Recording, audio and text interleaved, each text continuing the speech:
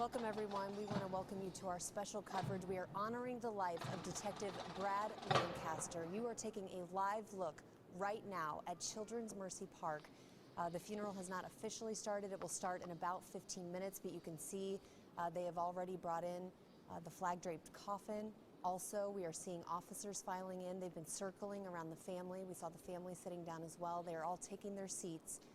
It is a very somber scene there as we prepare to lay Detective Brad Lancaster to his final resting spot after he was killed in the line of duty earlier this week. On Monday, he was killed near the Kansas Speedway. He responded to a call of a suspicious person. He was shot. He later died at the hospital. His family and friends all gathering today, along with police officers from all over the country. We've seen some come in all the way from Dallas and other areas as well, all to honor him, to pay their final respects. He gave the ultimate sacrifice for his community. We know he was a big Royals fan. We saw some pictures of him with his family. He was a huge family man. He wasn't just a police detective. He had a wife, Jamie, 2 daughters, Brianna and Jillian. They are all going to be in attendance today. They're all there right now. Let's listen in.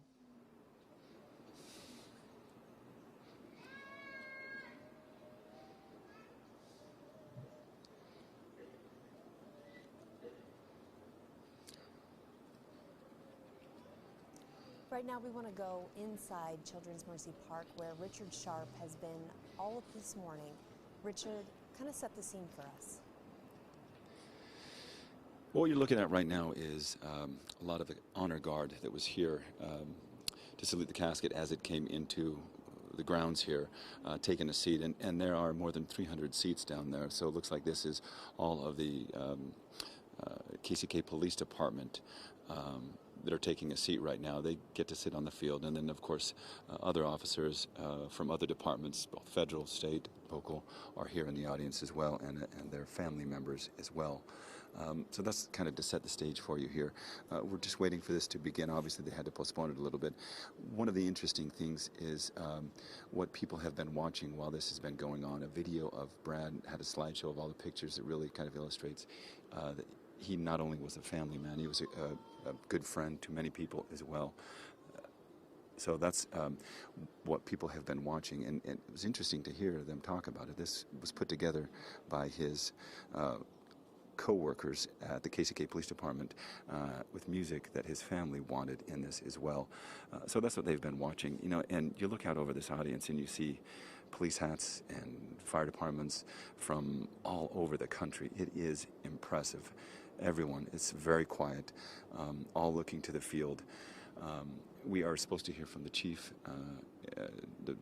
Chief Terry Ziegler, coming up here in a little bit. He'll be speaking. As you mentioned, the Fraternal Order of the Police President, Scott Kirkpatrick, and some other people will be speaking as well. But just to watch the precision with how they have orchestrated all of this, not only bringing the coffin in with the pallbearers, but also the family, the people up on stage, and then getting all the officers seated has been impressive. So that's what we're watching here, just making sure they can get everyone who wanted to see this inside the park here, and watching the honor guard do such a somber job at making sure this is the moment that the family would appreciate, that Detective Lancaster would have appreciated here inside Children's Mercy Park. Rhiannon? And Richard, don't go anywhere because I want to talk to you just a bit, but right now I want to share some video from just a few minutes ago. We saw the coffin being brought in, and we heard the bagpipes being played, and we want to share that with all of you. Again, this just happened within the last 10 or so minutes, so let's listen in.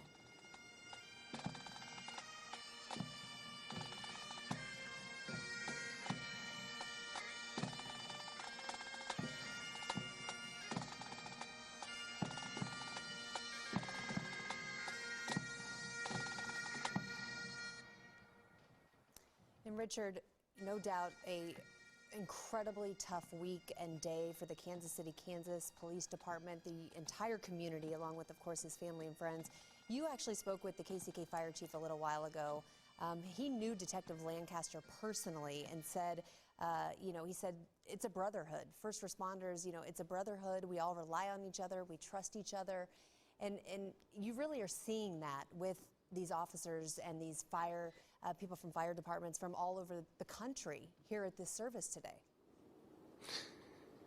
It's a brotherhood, and it's important brotherhood. Dying Christ Oh, destroyed they're our starting. Let's listen in. And rising Christ restores our life. Christ will come again in glory.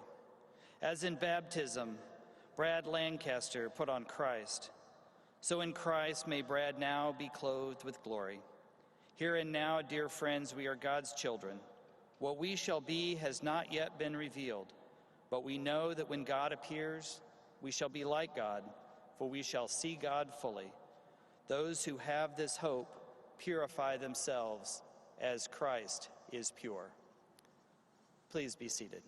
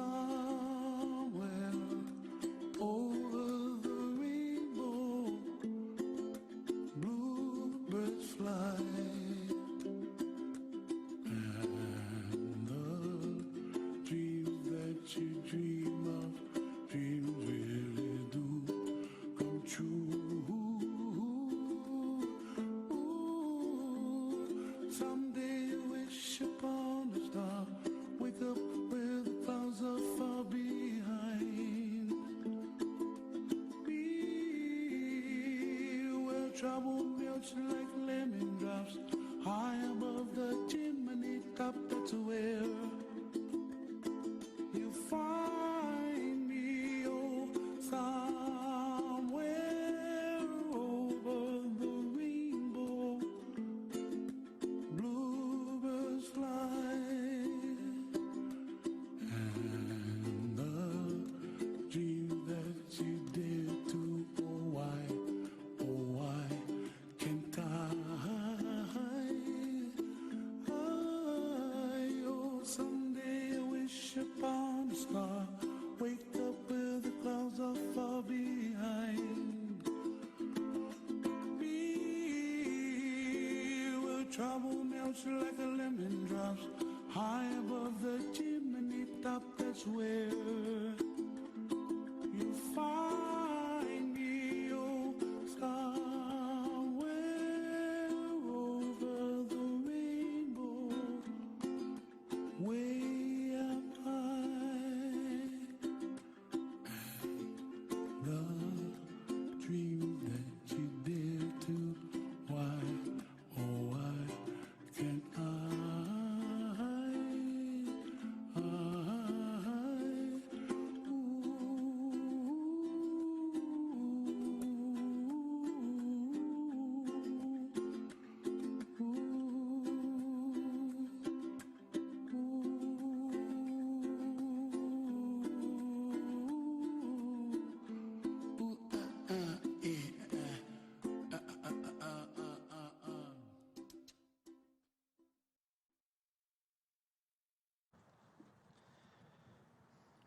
For Jesus said, I am the resurrection and the life, and those who believe in me, even though they die, yet shall they live.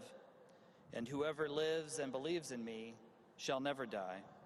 For I am the Alpha and the Omega, the beginning and the end, the first and the last. I died, and behold, I am alive forevermore. For I hold the keys to life and death.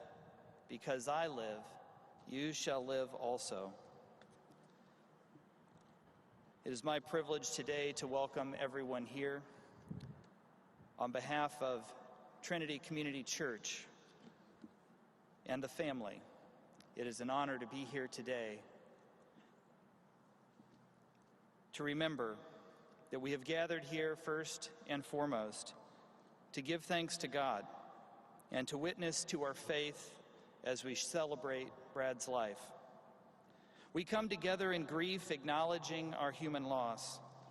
May God grant us grace, that in pain we may find comfort, in sorrow, hope, and in death, resurrection. And now, Reverend Mike May, the President of the Police and Fire Chaplains for Kansas City, Kansas, will offer our invocation.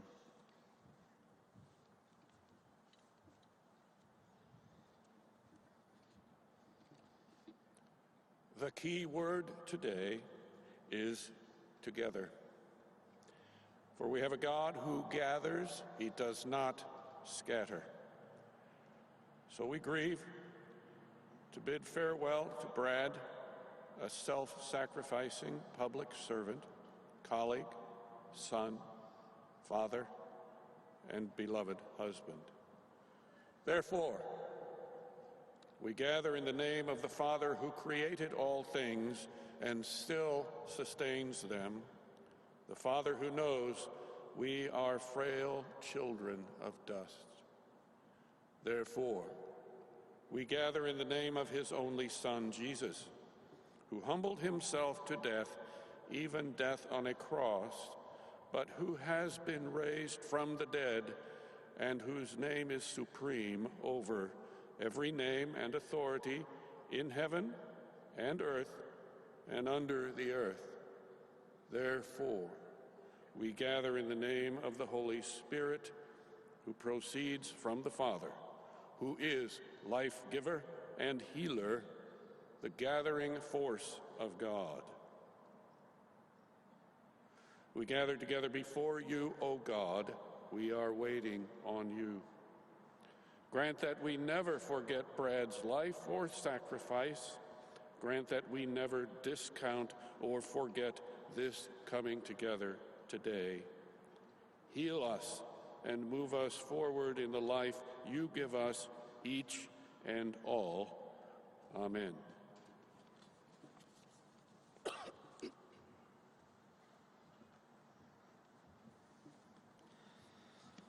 Again, on behalf of the family, I'd like to give thanks to the outpouring of support from around the community and indeed around the nation and around the world. I want to recognize those who have come today. We have in our attendance today our former mayors, our current and former commissioners. We have elected officials who serve at the state and local level, all here. We have our Attorney General, Derek Schmidt, and we are appreciative that the Governor and Congressman Yoder came to the visitation last night, and many have sent their condolences, including our own President, Barack Obama, who sent a letter to the family to offer his condolences on behalf of a grateful nation. We are grateful for all those who have expressed their support in so many different ways. We will now have our scripture reading from Reverend Mary Bolin, who is the pastor of the Weston Christian Church.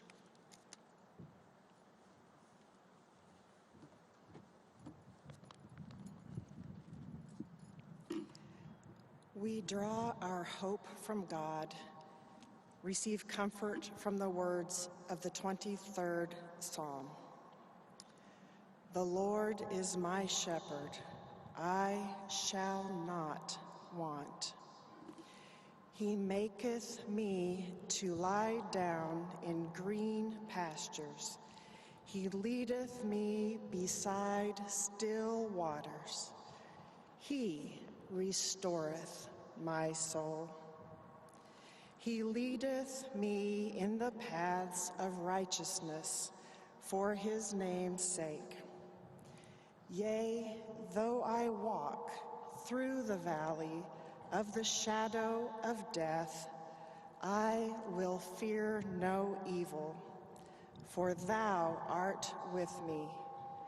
Thy rod and thy staff, they comfort me. Thou preparest a table before me in the presence of mine enemies. Thou anointest my head with oil. My cup runneth over. Surely goodness and mercy shall follow me all the days of my life, and I will dwell in the house of the Lord forever. Amen.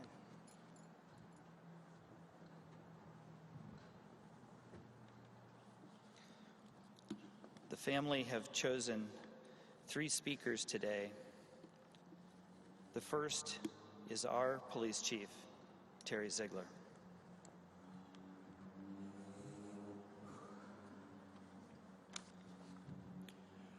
First and foremost, on behalf of the men and women of the Kansas City, Kansas Police Department,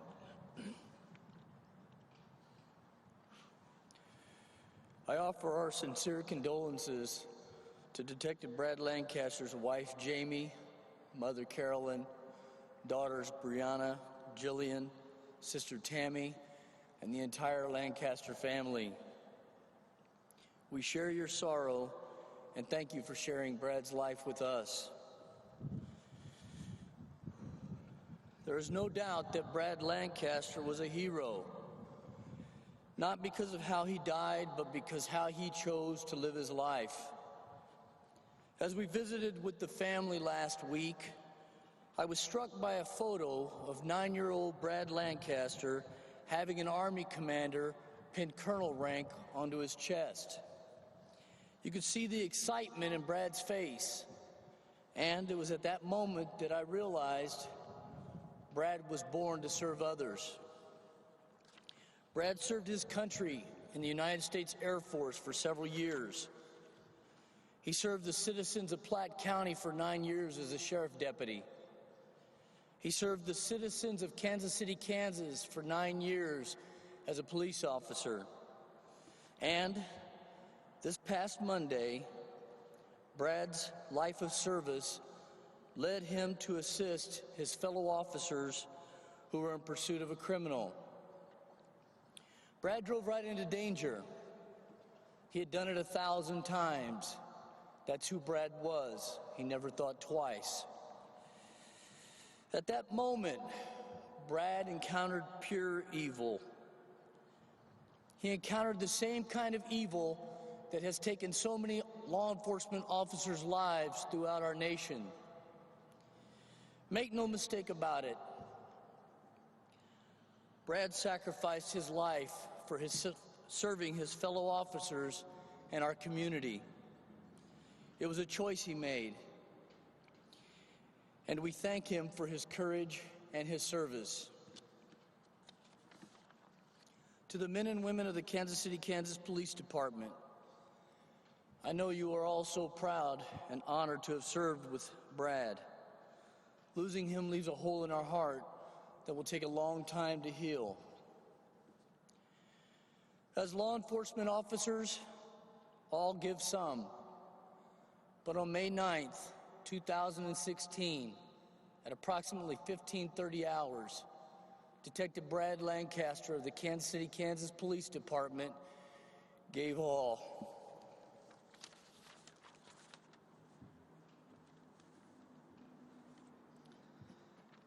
And now I'd like to invite Scott Kirkpatrick, the President of the Fraternal Order of Police.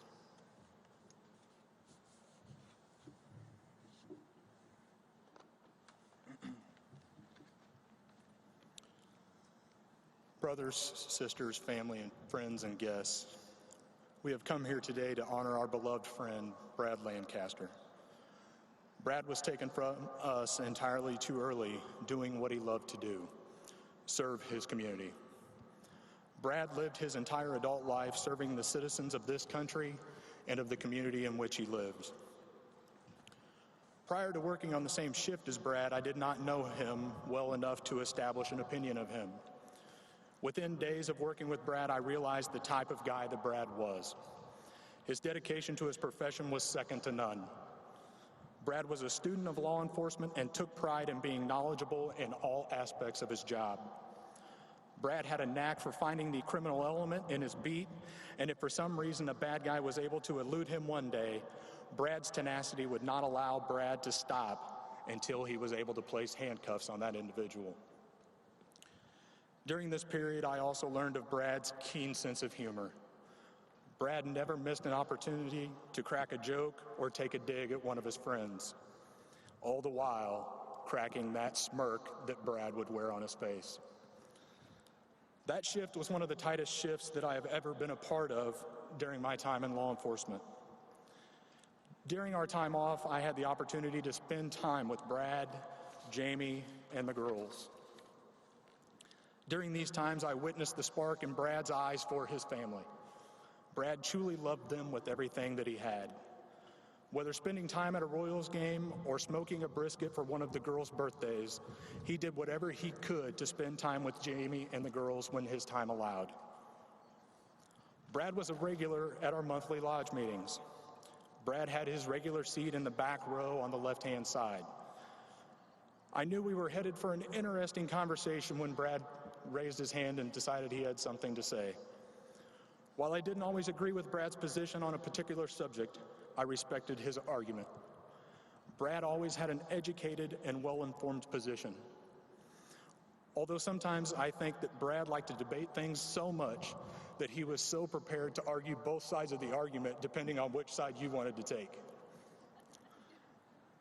To Jamie, Brianna, Jillian, Carolyn, and the rest of the family, there are no words that can express my sorrow for you. Brad was an amazing husband, father, son, and brother. Brad will forever remain in the hearts and minds of everyone who knew him.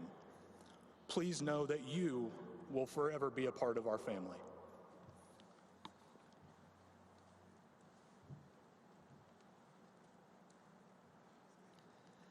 And now I'd like to invite to the podium his friend and colleague, Chris Blake.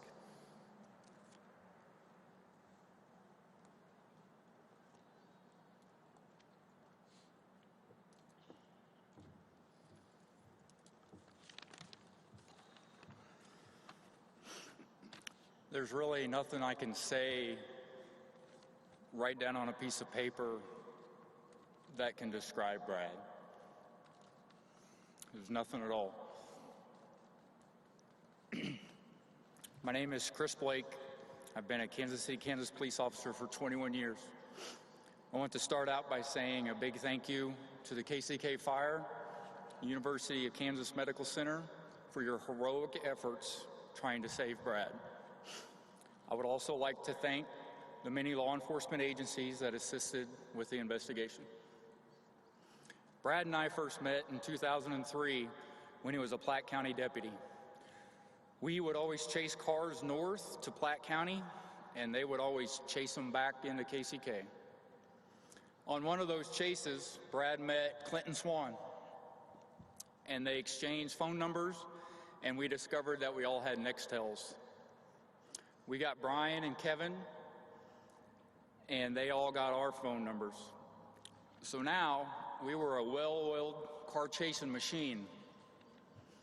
Cars rarely got away, and a lot of fun was had by all, but maybe not by our sergeants.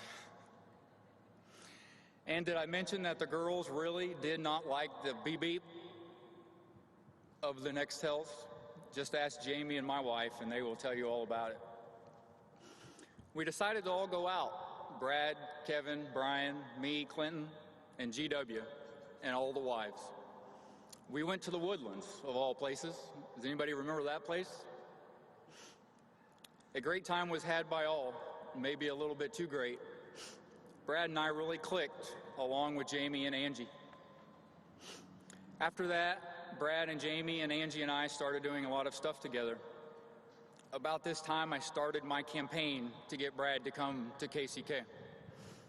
Every chance I got, I said something about it. In the meantime, we attended their wedding. We were at the hospital when Bree and Jilly were born. Brad and Jamie even watched our oldest son, Ryan, when Angie gave birth to our youngest son, Caden. We attended birthday parties, baptisms, barbecues, vacations, all the time still bugging Brad to come to KCK. Brad finally agreed to apply. What he didn't know was I had a packet in my car the whole time. So when he called, I said, "Where do you want to meet?" And I said, "Right now." So I drove to Corner Cafe and I gave it to him. He went through the hiring process and then he called me and said, "Hey, I didn't make it." And I said, "You just wait a minute." I immediately called the chief secretary, Betty, and I got to speak to Betty last night, and she told me she remembers our conversation we had. She said to me, "Let me hear it." So I told her everything I knew about Brad, and I think it was about a week later, I'm not for sure, Brad had been hired. Brad went to the academy and of course finished first in his class. Eventually, Brad took the detective's promotional test and of course finished #1 and was soon promoted to detective. Brad and Jamie and the girls moved to KCK and found a house 5 doors down from me. Brad was a jack of all trades, that's for sure. He could fix anything. I would go to his house to help him do something, or he could come to my house and help me do something. And let me clarify, when I say would help him, it meant I would hold the tools while Brad did all the work. I will also add, Jamie, that Brad never caught himself or anything else on fire while he was helping me. We worked on the same shift for about 3 years, East Patrol midnights. We answered hundreds of calls together, some good and some not so good, but we always stuck together. The shift even created a carpool. It's pretty legendary, I think, around the police department. And it wasn't your normal carpool either. There was a president, we had a secretary, board members. There were rules to follow, and there were punishments when you did not follow those rules. Some nights we looked like a clown car pulling up to East Patrol. Policemen just coming out of that car like you wouldn't believe, and everybody was like, wow. Some of the very best times we had were in that carpool. And there was one rule that what happened in that carpool stayed in the carpool. So I really can't divulge much more than that. As a matter of fact, even after Brad and I moved to different assignments, the carpool remained and is still in existence today. Last Monday, as soon as I heard the call, I headed to the hospital. I found out en route that it was Brad. I called my wife, Angie, and she went and got Jamie, and I drove as fast as I dared to get to the hospital. I was able to get to KU, and I met the ambulance when it pulled in. I was able to talk to Brad, and I held his hand all the way up until he went into surgery. I will be forever grateful for those moments I had with him. Once we were told that Brad had not survived his injuries, we had to tell the kids. The only thing I could say to my boys were that bad things sometimes happen to really, really good people. And Brad was one of those really, really good people, a friend and a cop. As I've prepared my remarks this week, I was trying to find the words to express just how much being a policeman meant to Brad. I decided the best person to tell you is Brad. I am going to read his Academy valedictorian speech now.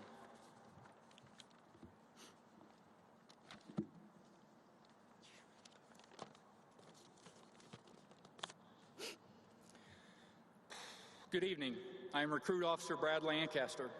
It is my honor and privilege to speak to you tonight as a valedictorian for Class 41.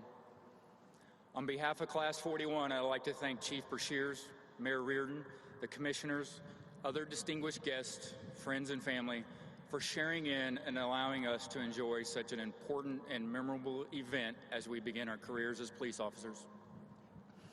I would also like to personally thank my mother, Carolyn, and my wife, Jamie, for supporting my career decisions and, more importantly, putting up with me for as long as they have, especially the past 29 weeks.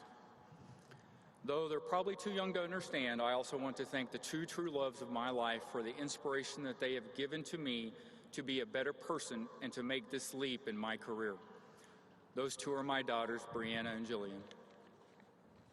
Additionally, I feel it is necessary to thank my good friend, Officer Chris Blake, for his persistent encouragement to apply here at the Kansas City, Kansas Police Department. Without his concern for my success and my family's well-being, along with the support from my friends and family, I most certainly would not be here today. Each of us comes with our own personal story of how we got here today. Briefly, my story is a realization that I wanted to be a police officer at the age of 16. I went on to realize this goal by serving as a security policeman in the United States Air Force for 4 years, and then the Platte County Sheriff's Department for 9. Though I will always be thankful for the training and experience I received from those agencies, I slowly realized that personally and professionally I needed more. These realizations, coupled with the persistent encouragement from Chris and the other officers I have befriended along the way, have led me here. I am thankful and proud to have been a member of Class 41 and soon to be a police officer with the KCKPD. Through the course of my career and with the start of my own family, I have learned countless lessons and values. Two that stand out with me this evening are appreciation and responsibility. Not just the appreciation of our friends and family, as I hope I have already expressed, but the appreciation for the opportunities to give us by this department, the unified government, and the citizens of this community. Class 41, let's make no mistakes. We have been given an opportunity to serve a department and community with opportunities that I believe are second to none. This city has experienced an explosion of development that was unthinkable just 10 years ago. Throughout the city, efforts to rejuvenate businesses and housing and to reduce crime are thriving in areas that many had written off just a few years ago. If we understand the progress that this city has made and will continue to make, then we must appreciate the opportunity that has been extended to us, an opportunity which allows us to be a part of that progress. And if we carry that appreciation with us each day as we perform our duties, then hopefully we will act with the responsibility that is and should be expected from each of us. The responsibility to be honest, fair, and professional, and to represent the KCKPD, the unified government, and its citizens as they deserve to be represented.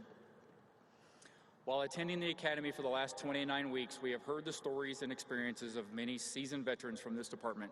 Some funny, some sad, some that you could not make up, and many heroic. Tonight, as we talk out of these doors, or walk out of these doors, we will have shed the title recruit officer and replaced it with police officer. Those stories being told will no longer just be their stories, they will become our stories. Let's make the promise to each other tonight that our stories will be filled with honesty, fairness, and professionalism, and most importantly, that they always end with the good guys going home at the end of the night.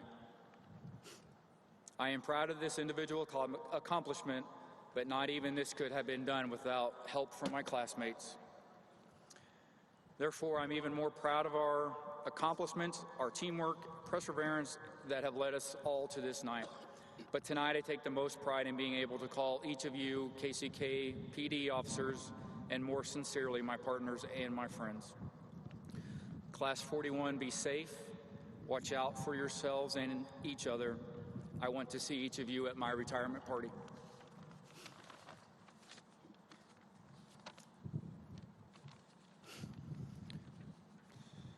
As Jamie prepared Brad's uniform for the funeral, she couldn't find his vest.